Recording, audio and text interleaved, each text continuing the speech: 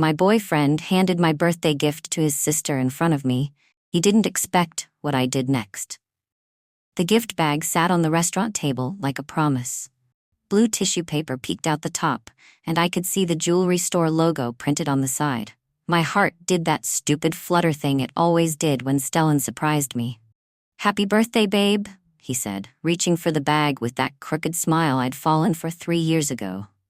But then his hand kept moving, past me, past my eager face, straight to his sister Brisby, who sat across from us picking at her salad like she owned the world.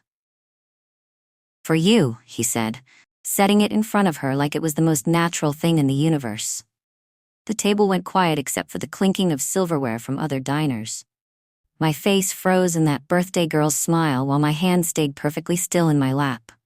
The candle on my slice of cake kept burning, wax dripping onto the frosting like tiny tears. Brisby looked up with those wide blue eyes that matched Stellan's. "Really? For me?" "Of course," Stellan said, like I wasn't even there. Like my birthday dinner had somehow become hers. Everyone at the table, his parents, his cousin, even the waiter hovering nearby, watched this unfold like it was entertainment. I kept smiling because what else could I do? Brisby tore into the wrapping paper with the enthusiasm of a child on Christmas morning. The sound was sharp and loud in the quiet restaurant. Her perfectly manicured nails, painted the same shade as mine, I noticed, made quick work of the tape. Inside was a delicate silver bracelet. Real silver, not the fake stuff. It caught the restaurant's dim lighting and threw tiny sparkles across the white tablecloth, the kind of bracelet I'd been admiring in store windows for months. "Oh my God, Stellan!" Brisby shrieked, loud enough that other diners turned to look. "It's perfect. I love it so much." She immediately clasped it around her wrist and held her arm up for everyone to see. The bracelet fit her perfectly, like it had been measured for her, like someone had planned this moment down to the last detail.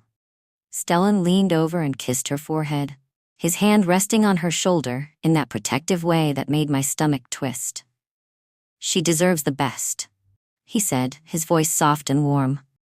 The same voice he used when he told me he loved me. I swallowed hard. There was a metallic taste in my mouth, like I'd been sucking on pennies. My birthday candle kept melting, forgotten, while his sister modeled my gift like she was posing for a magazine. The waiter finally approached our table, probably wondering if we were going to order dessert or just sit here all night. I forced my smile, bigger, more convincing. The kind of smile you practice in mirrors until it looks natural. "Happy birthday to Brisby, I guess," I said, keeping my voice light and cheerful. Stellan's eyes flicked to me for the first time since he'd handed over the bag. There was a warning in that look, a quiet message that said, "Don't you dare ruin this moment. Don't make a scene. Don't embarrass me in front of my family." I knew that look well. I'd been seeing it more and more lately whenever I questioned anything about Brisby's constant presence in our lives. "Marlowe's just joking," Stellan said quickly, turning back to his sister. "She's happy for you, aren't you, babe?" I nodded like a good girlfriend should, like a woman who understood her place in the family hierarchy. Brisby was still admiring the bracelet, twisting her wrist this way and that to catch the light. She hadn't even thanked me for understanding. Hadn't acknowledged that this was supposed to be my night, my celebration, my gift. "We should probably head home soon," I said quietly. "I have work in the morning." Stellan's mother shot me a look like I'd suggested something rude, like wanting to leave my own birthday dinner was somehow inappropriate. "The night's still young," his father said, raising his wine glass. "Let's toast to the birthday girls, both of them." But there was only one birthday girl at this table, and it wasn't me anymore. The car ride home was thick with tension. Stellan drove with one hand on the wheel, the other drumming against his thigh. The radio played some song about love and loyalty, which felt like a cruel joke. I stared out the passenger window at the streetlights blurring past. My reflection looked tired, older somehow, like I'd aged years in the span of one dinner. "Why did you give her my gift?" I asked finally, keeping my voice calm and level. Stellan sighed, the kind of heavy sigh that made it clear he thought I was being unreasonable. "You're too sensitive about everything, Marlowe. Brisby's going through a lot right now." "Going through what?" "Her job's been stressful. She's having problems with her roommate." She needed something to cheer her up. I turned to look at him, studying his profile in the dashboard light. So you decided to cheer her up with my birthday present? It's just a bracelet. That's not the point. What is the point then? My stomach sank because I'd heard this tone before. The one that made everything my fault. The one that suggested I was being dramatic about things that didn't matter. I'd heard it when Brisby started calling our apartment to chat with Stellan for hours. When she began showing up uninvited for dinner. When she started leaving clothes in our laundry basket like she lived there. Always, I was told to be understanding, to be flexible, to remember that family comes first. When we got home, I went straight to our bedroom, while Stellan stayed in the living room, probably texting someone.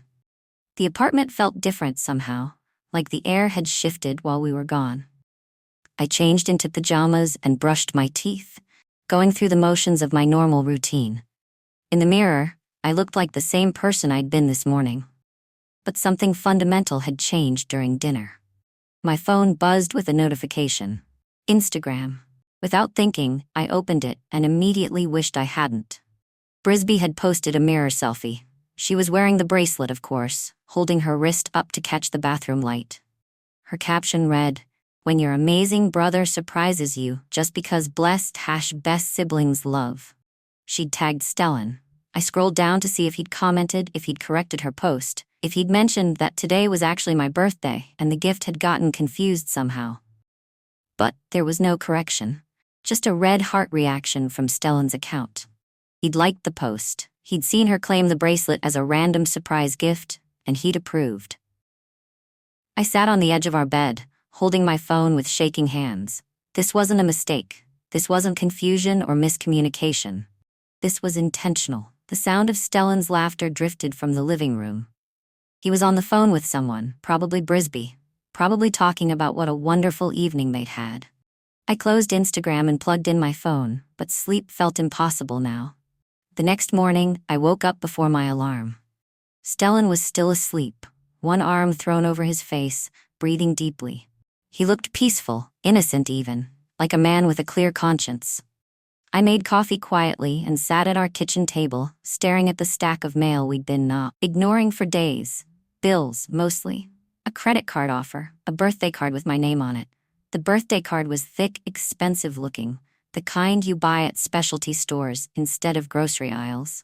My name was written in Stellan's careful handwriting across the front. It was still sealed. I opened it slowly, expecting some sweet message about love and forever, and how lucky he was to have me. Instead, there was a standard, "Happy birthday," printed message and a folded receipt tucked inside.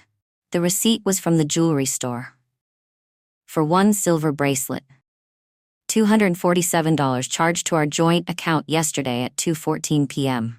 My fingertips went cold as I stared at the numbers. He'd bought the bracelet yesterday afternoon, after work, using money from the account we both contributed to. The account I'd set up to save for our future together. He'd paid for my birthday gift with my own money, then given it to his sister. I set the receipt down carefully, like it might explode if I moved too fast. My hands weren't shaking anymore. They were steady now, purposeful. I walked to the junk drawer and pulled out a notebook I kept for grocery lists and random thoughts. On a fresh page, I wrote one sentence. This wasn't a mistake. This was a message. I didn't scream. I didn't cry. I didn't wake Stellan up to demand an explanation. Instead, I got ready for work like it was any other day. I made my lunch, gathered my things, and kissed his forehead before I left. He mumbled something that might have been "love you" without opening his eyes. At work, I went through the motions. Answered emails, attended meetings, smiled at coworkers who asked about my birthday dinner. I told them it was lovely, which wasn't technically a lie. Stellan's family had certainly enjoyed themselves. During my lunch break, I sat in my car and really thought about the pattern I'd been ignoring. How Brisby always got the best seat when we went out. The seat with the view, or the one closest to Stellan. How she always got served first at family dinners. Always got the last piece of dessert. Always got the final word in any conversation. How when I mentioned feeling left out, Stellan would explain it away as family loyalty. How he'd tell me I was being too sensitive, too demanding, too focused on things that didn't matter. how Brisby would arrive at our apartment without calling first, and Stellan would drop whatever we were doing to accommodate her. Movie nights became sister bonding time. Date nights became family time. Our time became her time. And I was always told to be understanding, to remember that she was young, that she needed support, that blood was thicker than water. But whose blood mattered more than my feelings?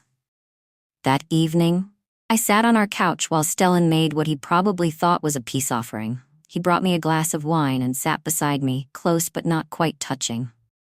"About last night," he said, his voice careful. "I know you were probably confused about the bracelet. Confused. Not hurt. Not angry. Not betrayed. Confused like I'd simply misunderstood the situation." "I'm listening," I said. "Brisby's been having a really hard time lately. Work drama, roommate issues, dating problems. She needed something to lift her spirits. So you gave her my birthday present." "I gave her a present. It doesn't have to be about you." I turned to look at him. "It was my birthday. And we celebrated your birthday. We had dinner, cake, the whole thing. With your family. What's wrong with that?" "Nothing if I'd known we were celebrating Brisby too." Stellan sighed and ran his hands through his hair. "This is what I mean about you being too sensitive. Everything becomes a competition with you. Can't you just be happy that I made my sister feel better?" While he talked, his phone buzzed against the coffee table. The screen lit up with a text from Brisby. I couldn't read the whole message from where I sat, but I caught the words "thank you" and a string of heart emojis. Stellan reached for his phone without pausing his lecture about my sensitivity. He typed back quickly, smiling at whatever he was writing. I watched the screen glow on his face like a tiny fire, illuminating his features in the dim living room light. "I'll make it up to you," Stellan said, still looking at his phone screen. "We can go shopping this weekend. Pick out something nice." "That's not the point." "Then what is the point?" He finally looked up at me, but his thumb was still moving across the screen, typing something to Brisby. "The point is that you used our joint account to buy a gift for your sister on my birthday. Our money is for both of us to use, for groceries and bills and shared expenses, not for jewelry for your sister. It's $200, Marlowe, not a car payment." $247, actually. I'd memorized the receipt, and I found out because you left the receipt in a birthday card that you never even gave me. I forgot about the card. "You forgot about my birthday card?" Stellan's phone buzzed again. Another message from Brisby. His attention split between our conversation and whatever she was telling him. "You're making this into a bigger deal than it needs to be," he said, typing while he talked. Brisby appreciated the gesture. "That should be enough." "What about what I appreciate?" "You appreciate everything I do for you." "Do I?" I thought. "Or do I just accept everything because I've been trained to think that's what good girlfriends do?" His phone buzzed a third time. This time he smiled at the message before typing back. I stood up from the couch and walked to our bedroom without saying another word. 2 days later, Brisby showed up at our apartment with a rolling suitcase and a garment bag draped over her arm. She didn't knock. She used the key Stellan had given her months ago for emergencies. I was in the kitchen starting dinner when I heard the front door open and her voice calling out, "Hello, family." Stellan emerged from his office where he'd been working on his laptop.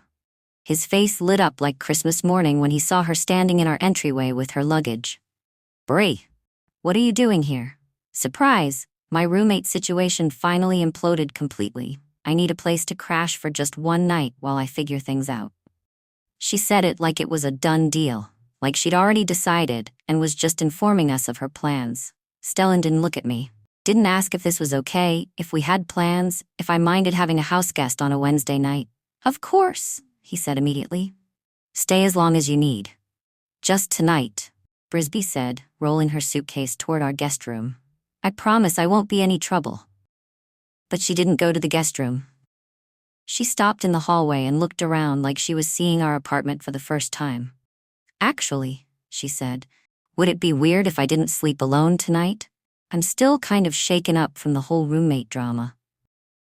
I waited for Stellan to suggest the pull-out couch in his office, or to offer to sleep on the living room sofa himself so I could keep her company in our bedroom. Instead, he said the last thing I expected to hear. "She can take our bed," Stellan announced, like he was solving the world's simplest problem. "We can figure out sleeping arrangements." I stared at him, waiting for the joke, waiting for the "just kidding" or the "obviously we'll work something else out." But Stellan was already moving toward Brisby's suitcase, ready to carry it to our bedroom. Our bed. The bed where I slept every night, where we kept our clothes, where my pillow still smelled like my shampoo. "Wait," I said. "What?" "Brisby needs to feel safe tonight," Stellan explained patiently, like I was a child who didn't understand the situation. "She can't sleep alone right now. So she gets our bedroom? It's the most comfortable option." "What about the guest room?" "She just said she doesn't want to sleep alone. So sleep in the guest room with her." "That's weird, Marlowe. But kicking me out of my own bedroom isn't." Brisby stood in the hallway watching our conversation like it was a tennis match. Her expression was neutral, but I caught something in her eyes. Not embarrassment about causing problems. Not gratitude for our help. Satisfaction. "Where exactly am I supposed to sleep?" I asked. "The couch folds out," Stellan said. "It's comfortable. You sleep on the fold-out couch. Bree needs me close by in case she has nightmares or panic attacks." I looked between them, these two people who shared the same blue eyes and the same entitled expression. "Fine," I said quietly. "I'll take the couch." I made up the fold-out couch with our least comfortable sheets and a pillow that smelled like the storage closet. The living room felt huge and empty in the dark, nothing like the cozy bedroom I was used to. Through our apartment's thin walls, I could hear their voices.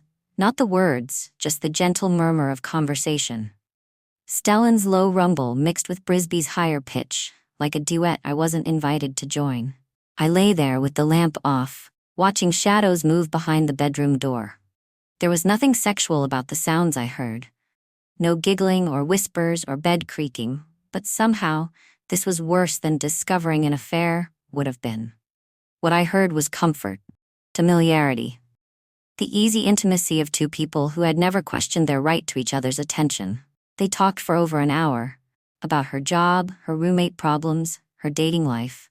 About his work, his plans for the weekend, his thoughts on some movie they both wanted to see. They talked like I didn't exist in the next room.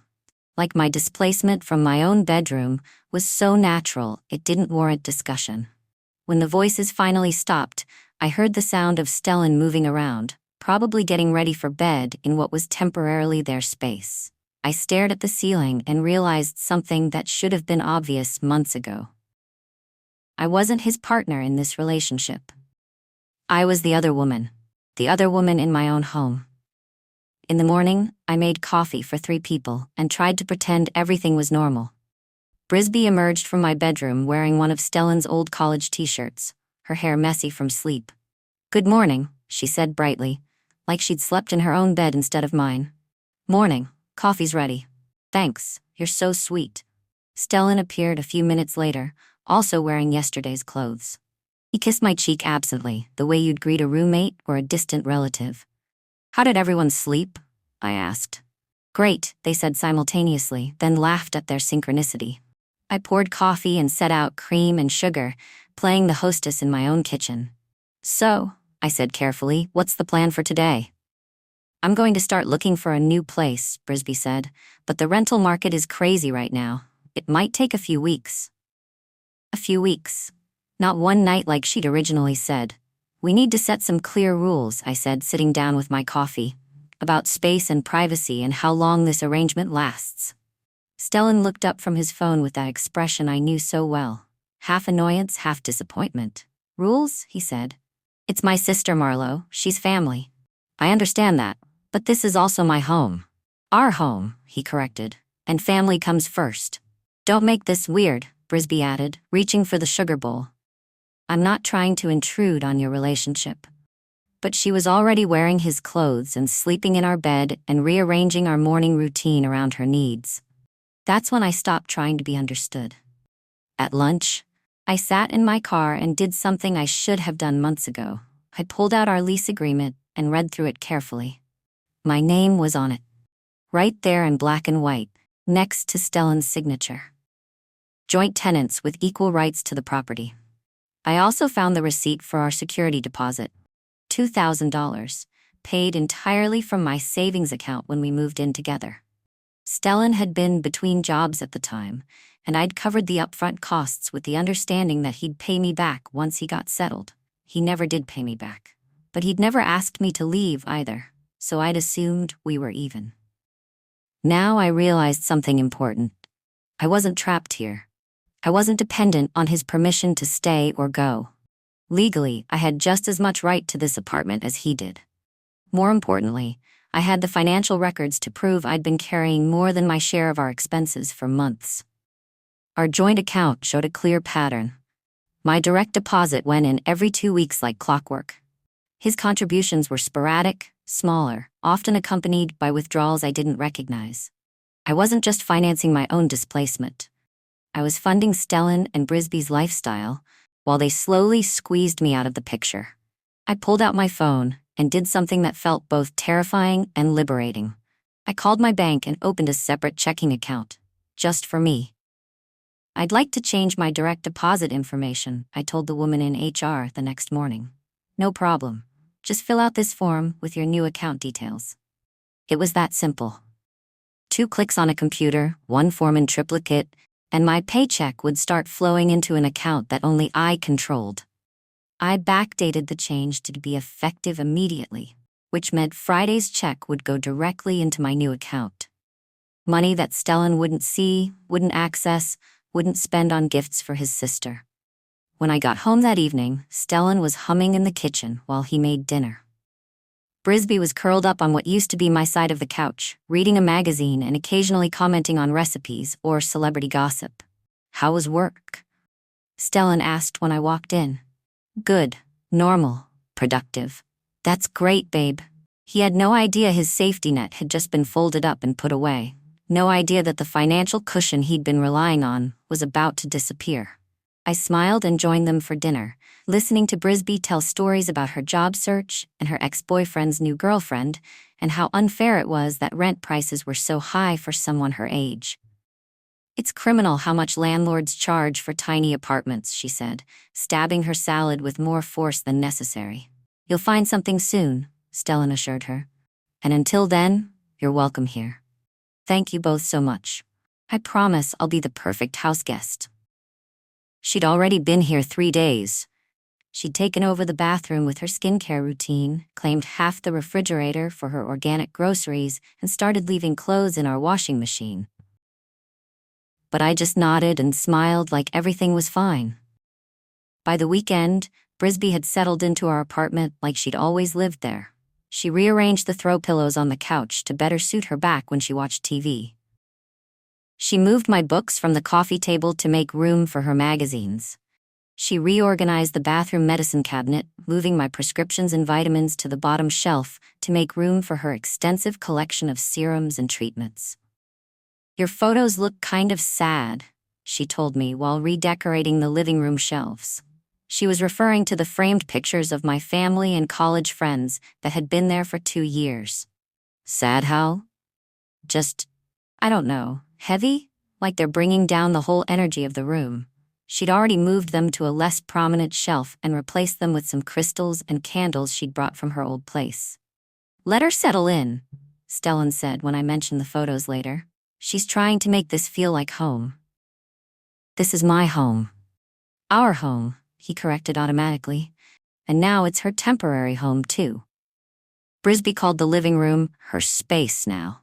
She'd claimed the spot on the couch with the best view of the TV and arranged the throw blankets and pillows around her like a nest.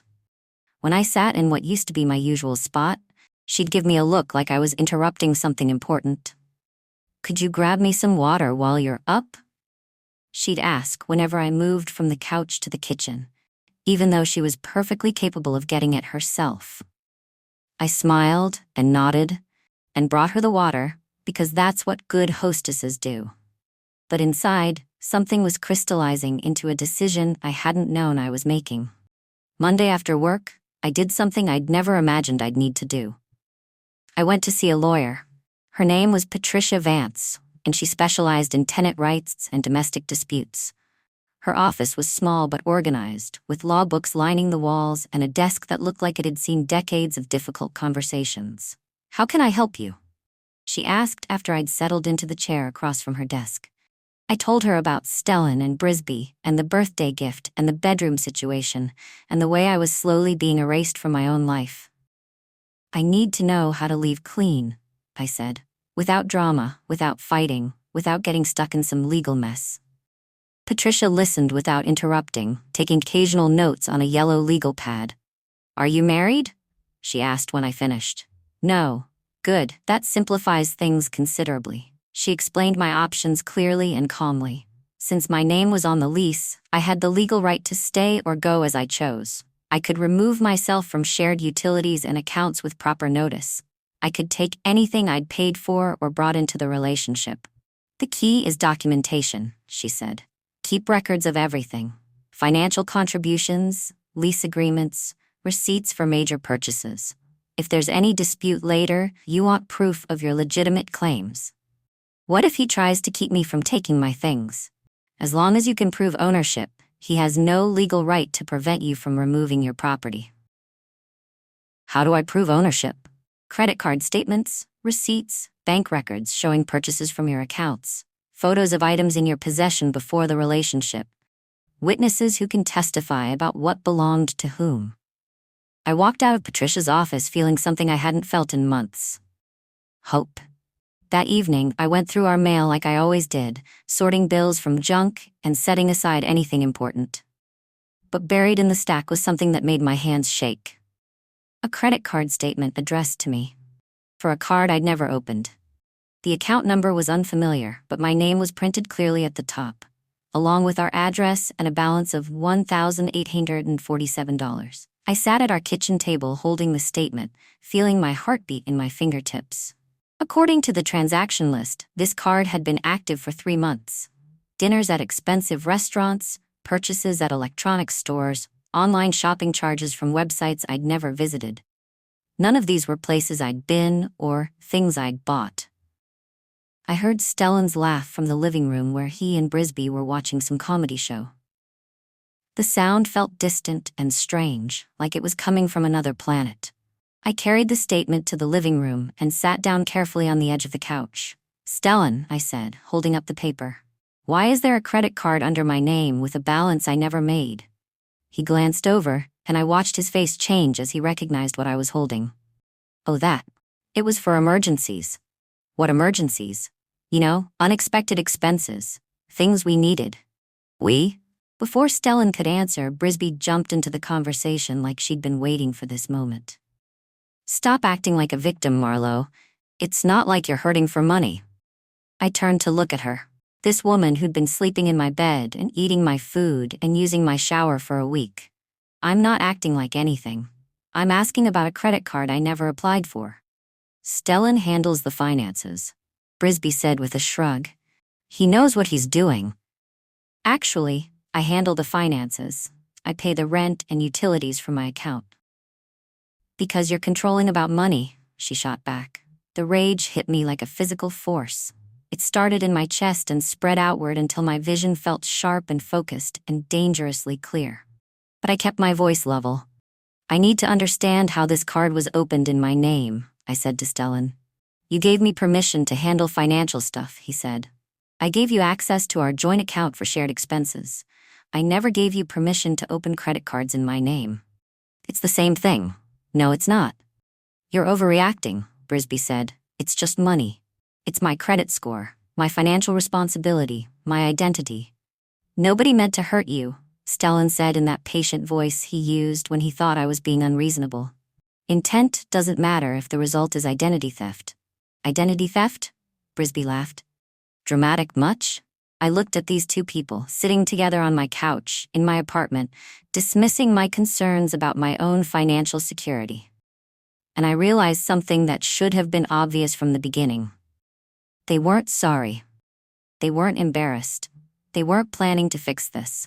They thought I was the problem. The next morning, I called my bank before work and explained the situation to a fraud prevention specialist. "I need to freeze my credit immediately," I said. Someone has been opening accounts in my name without permission.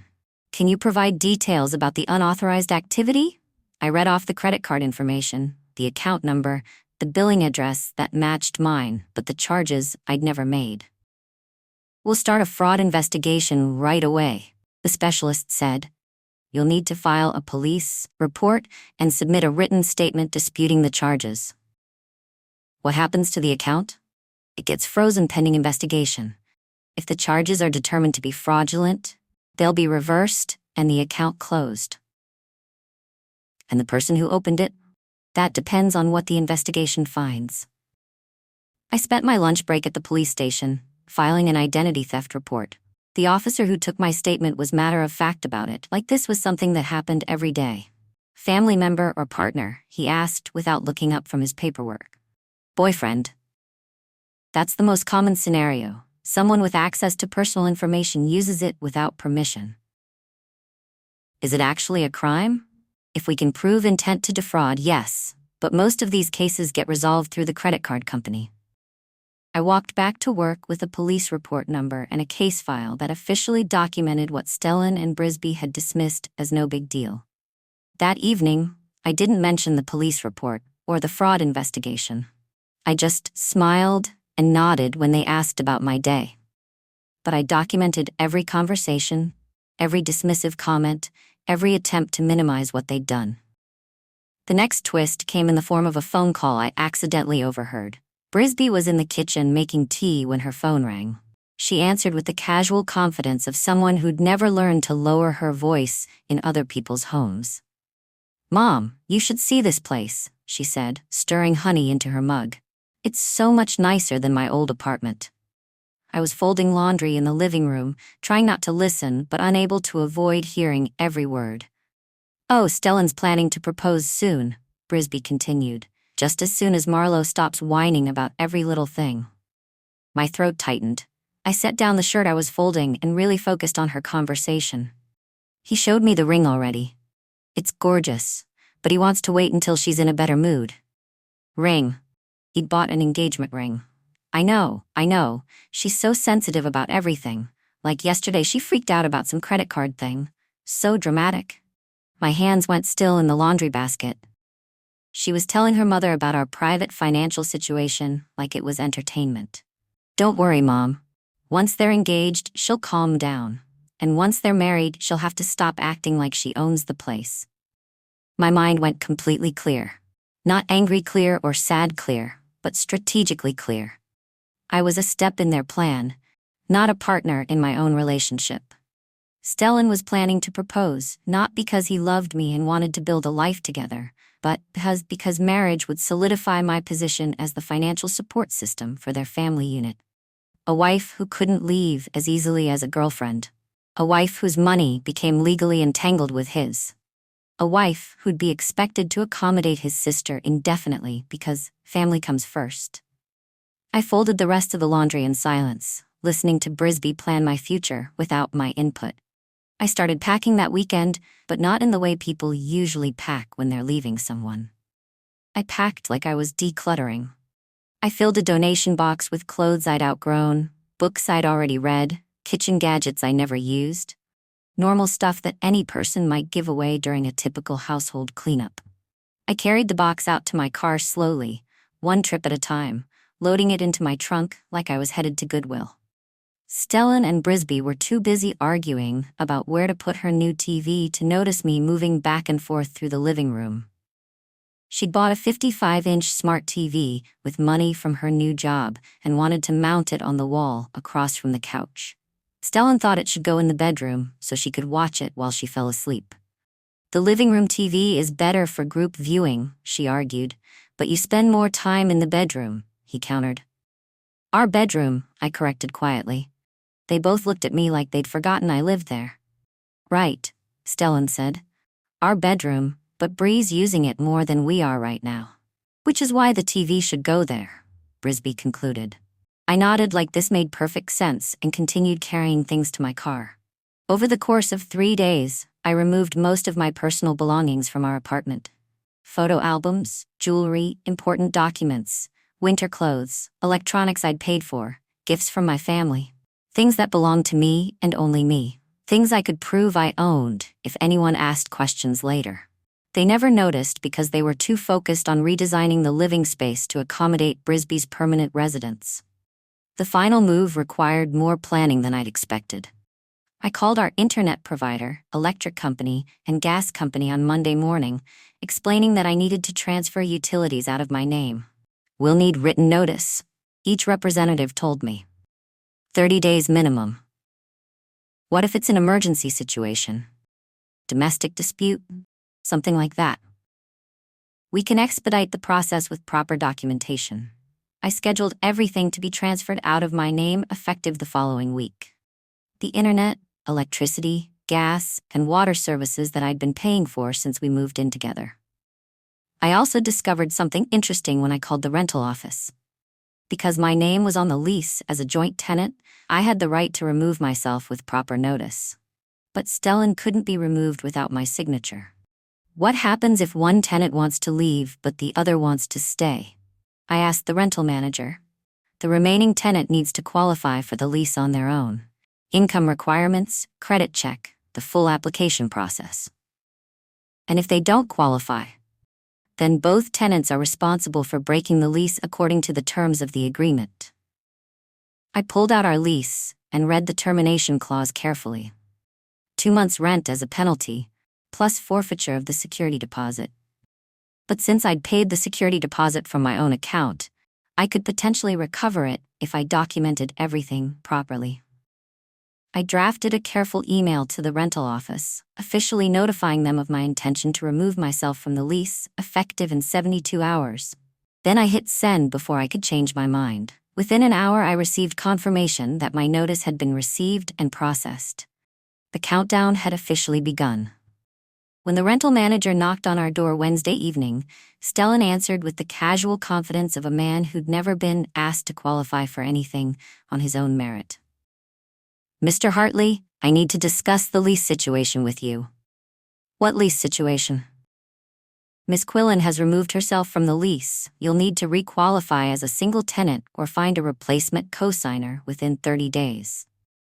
I watched Stellan's face change as he processed what this meant. His income alone wasn't enough to cover our rent.